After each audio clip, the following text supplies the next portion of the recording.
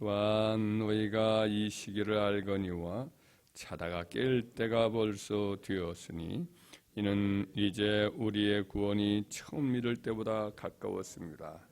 밤이 빛고 낮이 가까웠으니 그러므로 우리가 어둠의 일을 벗고 빛의 갑옷을 입자.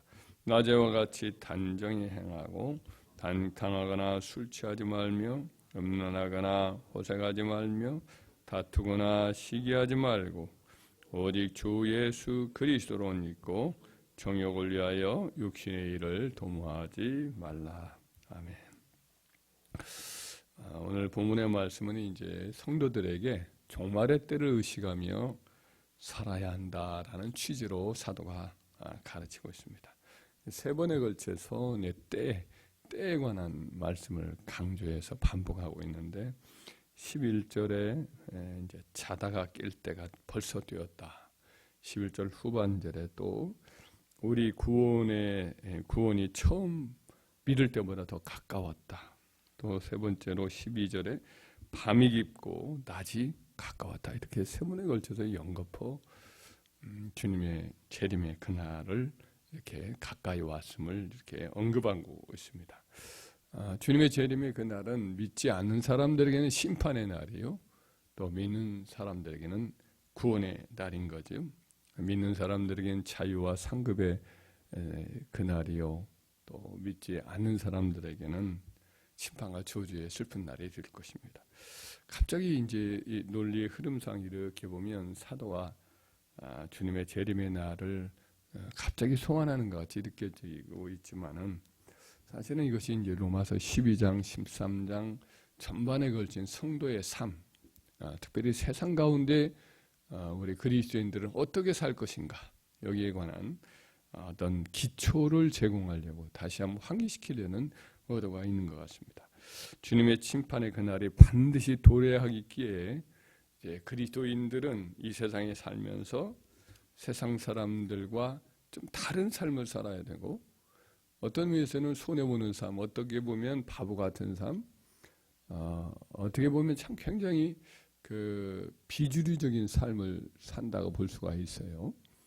그런데 이것은 반드시 보상이 있다. 이런 삶은 반드시 갚아지는 날이 있다. 악한 자들이 이렇게 세상에서 활개를 치고 그들이 세상을 주도하고 있고, 교회와 하나님 백성들은 힘들고 어려운 삶을 사는 것 같지만은, 그러나 주님의 재림이 그날에는 모든 것이 다 선명하게 드러나게 될 것이고 하나님이 갚아주실 것이다. 이 이야기를 이제 해주고자 하는 거죠. 근데 그 종말론적인 주님의 그 보상의 날, 심판의 날, 또 주의 백성들의 구원과 축복의 그날이 있기 때문에 우리는 이 땅에 살면서 이제 우리 자신을 하나님께 늘 드리고 하나님의 뜻을 분별하여서 하나님의 뜻을 추구하고, 또 하나님의 몸된 교회를 받은 바 은사가 무엇이든지 간에 그걸 가지고 잘 섬겨서 세워가고, 또 세상의 핍박자를 만나고 그들이 이제 우리에게, 믿는 사람들에게 여러 고통을 줄 때에 그들을 축복하지 말고 저주하지 말고 축복하고, 또 악을 악으로 갚지 않고 선으로 갚고, 세상에 공권력이 있다면 그 공권력에 저항하지 말고 그들도 그들에 대해서 순종하고 사랑으로 율법을 완성시키는 그런 삶을 살아라. 이제 그 이전에 있었던 모든 말씀들의 왜 이유가 뭐냐, 이런 종말의 때에 우리 주님이 오셔서 하나님의 택한 백성들의 그 신앙의 삶에 대해서 갚아주시기 때문이다 라는 것을 말씀해 주고자 하는 거죠. 이런 확고한 종말론적인 기대를 갖고 살아가는 것, 이게 이제 성도의 삶의 원동력이 되는 거죠. 왜 이렇게 살아야 합니까? 왜 이렇게 핍박하는 저들을 위해서 축복하며 살아야 합니까? 왜 하나님의 뜻을 따라야 합니까? 내 마음대로 살면 안 됩니까? 이런 여러 가지 것에 대해서 항상 이렇게 종말론적인 그날에 주님 앞에 서는 그날을 기억하면서 살아갈 때에 우리는 그 다름질을 멈추지 않고 곁길로 서지 않고 그 길을 더욱더 믿음의 길을 걸어가게 되는 줄 믿습니다. 특별히 이제 오늘 본문의 말씀에는 주님의 재림이 매우 가깝기 때문에 육신에 속한 일에 대해서는 점점 이제 내려놓으라는 거예요. 그것을 점점 내려놓고 하나님의 백성으로서 주님 맞이할 그날을 항상 생각하면서 준비하는 삶을 살아라. 그래서 이 때에 대해서 얘기하면서 밤이 깊어졌다, 낮이 가까웠다 이렇게 표현하는데 밤이 많이 진척되었다. 이 깊어졌다는 표현은 많이 진행되었다는 거예요. 밤은 많이 진행되고 낮이 매우 가까이 왔다 이렇게 말씀을 합니다. 우리가 밤이 이제 끝나가고 아침이 되면은 잠옷을 벗고 낮에 활동하는 옷을 입잖아요. 질복을 입고 그렇게 하듯이 이제 주님이 오실 때가 가까이 되면 어떻게 해야 됩니까? 우리 옛사람에 속한 모든 것들은 더욱더 내려놓고 주님 맞이하기에 합당한 그런 어떤 이 모습으로 주님을 맞이하려고 준비해야 마땅하지 않겠어요? 그래서 그와 같은 이제 삶을 살아야 한다. 낮에 어울리는 복장이 있고 밤에 어울리는 복장이 있잖아요. 마찬가지로 육신에 속했을 때의 삶의 모습과 행실이 있다면 예수님을 맞이하는 예수님의 백성, 예수님의 성도들, 이 사람들의 또 삶의 또 모습이 있단 말이죠. 어째 변신을 하고 합당하게 이렇게 입고 살아야 한다 이런 말씀을 하고 있어요. 이 구절은 이제 그러면서 이제 결론적으로 오직 주 예수 그리스도를 옷 입어라 이런 말씀을 하지요. 예수 그리스도를 옷 입는다 이런 표현은 예수 그리스도로 완전히 이제 삶의 자세를 바꿔서 그분과 닮고 그분과 함께 살아가는 삶을 그래서 그렇게 표현을 한 겁니다. 이 구절은 이제 그냥 유명한 구절이에요. 교회사에 등장하는 아주 위대한 하나님의 사람이었던 어거스틴이 회심한 구절이기도 합니다. 이분이 이제 원래 북아프리카의 지금의 튀니지 내지는 리비아 그쪽에 살았던 젊은이였는데 아주 머리가 뛰어나고 명민해서 이제 그 어렸을 때부터 좀 탁월한 그런 지적인 능력이 있었던 사람이에요. 근데 워낙 머리가 뛰어난 사람이기 때문에 그 부모님 일찍 떠나서 자기 나름대로 막 어떤 자수성가하려고 그렇게 나름대로 나선 그런 경력이었는데 가르치는 일 이런 일로 이제 항상 다른 종교 같은 것을 따라다녔어요. 마니교 같은 경우라든지 이런 것을 추구하면서 살아가고 또 아주 조숙하고 그래서 그런지 방탕한 삶을 살았단 말이죠. 어머니가 아무리 쫓아다니면서 기독교를 신앙을 갖게 하려고 애를 쓰고 기도해도 소용이 없었어요. 한 번은 이렇게 찾으러 갔더니 또 다른 곳으로 도망쳐가지고 아예 배 타고 지중해를 건너서 로마로 도망가 버려요. 어디로 간지도 몰랐어요. 어머니는 눈물로 계속 기도하는 그런 삶을 살았죠. 나중에 로마에 있는 줄 알고 로마까지 쫓아왔어요, 어머님이. 근데 이미 방탕한 삶을 살았고 아기도 낳고 방탕한 또 아내를 얻고 그렇게 이제 삶을 사니까 어머니는 고통이 많았죠. 그러나 늘 기도하곤 하였더니 한 번은 한 목회자하고 상담을 했어요.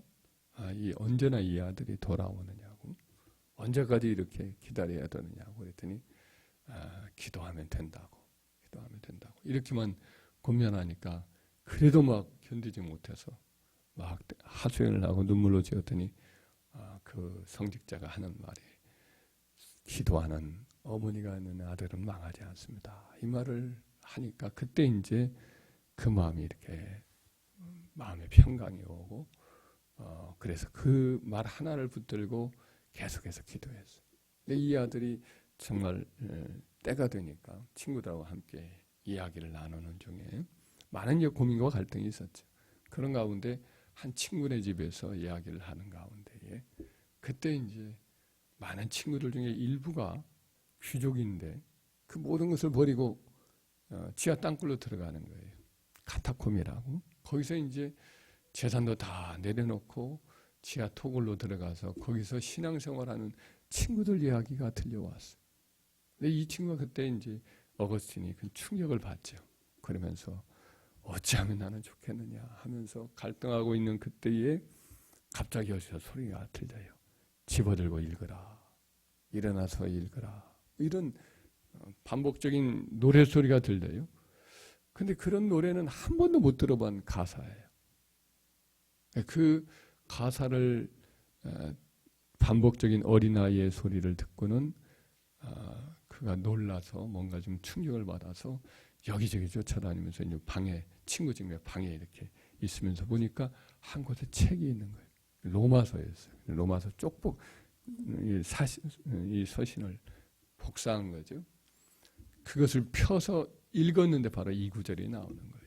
밤이 있고 낮이 가까웠으니 그러므로 우리가 어둠의 일을 벗고 빛의 갑옷을 입자. 낮에와 같이 단정히 하고 방탕하거나 술 취하지 말며 음란하거나 호색하지 말며 다투거나 시기하지 말며 오직 주 예수 그리스도로 옷 입고 정욕을 위하여 육신의 일을 도모하지 말라. 꼭 자기에 두고 하는 말이거든요.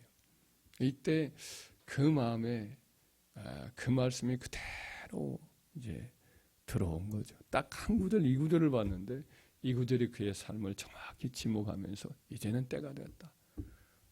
이제는 돌아오라는 하나님의 말씀인 것을 확고히 깨닫고는 모든 걸 버려두고 그때부터 이제 하나님 말씀을 읽고 또 암브로스라고 하는 주의종을 밀라노에 있는 주의종을 이제 만나서 잘 정신적으로 지주로 삼고 그의 가르침을 받으면서 성장하고 세례를 받고 돌아갑니다. 돌아갈 때 이제 고향으로 돌아간다고 하는데 모든 걸 내려놓고 청산하고 가요. 그 아들이 하나가 있었는데 아들 데리고 가는데 어머니가 그때 이제 가는 도중에 돌아가시죠. 어머니를 여의고 그 다음에 고향에 내려가서 이제 성경을 읽고 묵상하려고 했는데 교회가 그를 불러냅니다. 그래서 주의 종이 되어서 그 시대가 참 어려운 교회사적으로 어려운 시대였어요. 이교가 막 이제 교회 안에 뒤흔들리고 또 이제 그 당시에 이제 교회 행위구원론자였던 사람들이 교회를 막 흔들고 있을 텐데 그때 교회의 은혜의 신앙을 증거함으로 교회를 하나님 말씀에 든든히 세워가지고 오직 은혜로 오직 그리스도로 새로워지는 구원받는 삶에 대해서 이렇게 교리를 든든히 세우죠. 종교개혁도 중요하긴 합니다만은 사실은 어거스틴의 재발견이에요. 교회가 어거스틴을 다시 재발견해서 하나님의 말씀, 곧 바울의 신앙으로 돌아갈 수 있도록 그렇게 해서 중세의 그 어두움을 다 물리치는 횃불 같은 역할을 한 것이 이제 어거스틴이에요. 방탕한 삶을 살았고 잃어버린 삶을 살았던 그 젊은이가 돌아올 수 있도록 만들었던 그 구절이 바로 우리가 읽은 이 귀한 구절이기도 합니다.